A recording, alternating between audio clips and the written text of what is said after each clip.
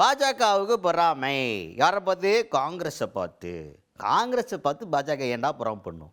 காங்கிரஸ் தாண்டா பாஜகவை பார்த்து பொறாமை பண்ணும். ஊர் பூரா அப்படி தாண்டா இருக்குது நிலமை. அப்படின்னா தமிழ்நாட்டில் வேறு மாதிரி அதை சொல்கிறார் ஒருத்தர். யார் அவர்? தமிழ்நாடு காங்கிரஸ் கமிட்டியின் தலைவர் மாணிக்கம் தாகூர் அவர்கள். அவர் தான் இப்போ தமிழ்நாட்டில் என்ன அப்படின்னா, காங்கிரஸ் 2 மினிஸ்டர் வச்சுருக்கிறாங்க கையில். இல்லை, உயர்கல்வித்துறை அமைச்சர் இருக்கார், அதுக்கப்புறம் இன்னொரு மினிஸ்டர் இருக்கார். இப்போ விஸ்வநாதன் அவர்கள் இருக்கார்ல, அவரை பற்றி பேசும்போது தான் இப்போ என்னென்னா கம்ப்ளைண்ட் போயிருக்கு ஆளுநர்கிட்ட. காங்கிரஸ் கட்சியிலேருந்து போய் மினிஸ்ட்ரி வாங்கியிருக்கிற விஸ்வநாதன் அவர்கள் சில பிரச்சனைகளில் மாட்டியிருக்கிறார். அந்த ஸ்கூல் ஃபங்க்ஷனில் போயிட்டு அவர் டான்ஸ் ஆடினது, அப்புறம் இந்த மாதிரி கம்ப்ளைண்ட்லாம் இருக்குல்ல. இந்த கம்ப்ளைண்ட் தொடர்பாக கேள்வி கேட்குறாங்க. அதுக்கு நம்ம மாணிக்கம் தாகூர் அவர்கள் என்ன சொல்கிறாருன்னா, பொறாமையில் இருக்கிறாங்க. நயினார் நாகேந்திரனுக்கு முன்னாடி இப்போ பாஜகவில் 4 எம்எல்ஏ சீட் இருந்துச்சு, இப்போ அது ஒரே ஒரு சீட்டு தான் இருக்குது. மொத்தமாகவே மக்கள் குறைச்சிட்டாங்க அதை. அப்படி இருக்கையில் மேல்மட்டத்தில் கேள்வி கேட்பாங்கல்ல, அந்த ப்ரெஷர். அதுக்கப்புறம் என்னடா காங்கிரஸுக்கு இப்படி ஒரு வாய்ப்பு கிடச்சிருச்சு அப்படின்ற பொறாமை எல்லாம் சேர்ந்து தான் இந்த கம்ப்ளைண்ட்டுக்கு வந்திருக்கு. என்ன பண்ணுறது, பொறாமையில் இப்படிலாம் பண்ணுறாங்க அப்படின்ற மாதிரி பேசியிருக்காரு மாணிக்கம் தாகூர் அவர்கள்.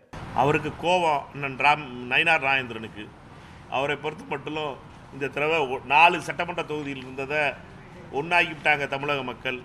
அதனால் அவருக்கு பதில் சொல்ல முடியலை. டெல்லி ஆர்எஸ்எஸ்க்கு கேசவமூர்த்தி மேலே பழி வந்துடும்னு பார்க்குறாரு.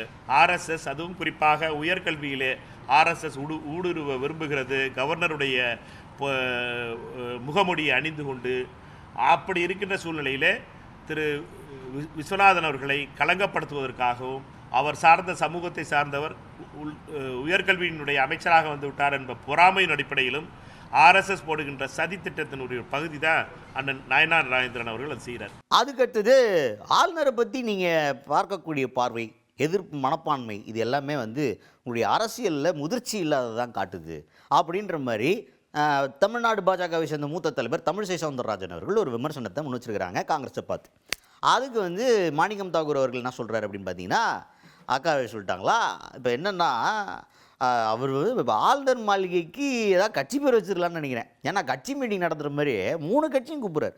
திமுக, அதிமுக, பாஜகன்னு எல்லாரும் ஒன்றா சேர்ந்து ஒரே நாளில் போய் கம்ப்ளைண்ட் கொடுக்குறாங்க. என்னது இதுக்கு பாஜகவோட கட்சி ஆஃபீஸ் பேர் வச்சுட்டு போயிடலாமே அதுக்கு மொத்தமாகவே அப்படின்ற மாதிரி விமர்சனத்தை முன் வச்சிருக்கிறாரு மாணிக்கம் தாகூர் அவர்கள். அக்கா சொல்லிட்டாலா, நம்மை பொறுத்த மட்டும் ரொம்ப கவனமாக பார்க்கணும். ஆளுநர் அவர்களை பொறுத்த மட்டும் பாஜகவினுடைய ஏஜென்ட்டாக செயல்படுகிறார். அவரை பொறுத்த மட்டும் அவர் கூப்பிட்டு நேற்று பார்த்த பார்வைங்கிறது நம்மளுக்கே அதிர்ச்சியாக இருந்துச்சு. நம்ம கூட்டணி பேசுகிறது மாதிரி 3 கட்சியை கூப்பிட்டு பார்த்துருக்காரு. ஒரே மாதிரி கம்ப்ளைண்ட்டை வாங்கியிருக்காரு ஜெராக்ஸ் போட்டு. எனக்கு அதிர்ச்சியாக இருந்துச்சு. கவர்னர் பண்ணுற வேலையாக அதெல்லாம். கவர்னர் ஆஃபீஸாக எப்படி மாறி போச்சு. ராஜ்பவன் லோக்பவன் பேர் மாற்றினாங்க.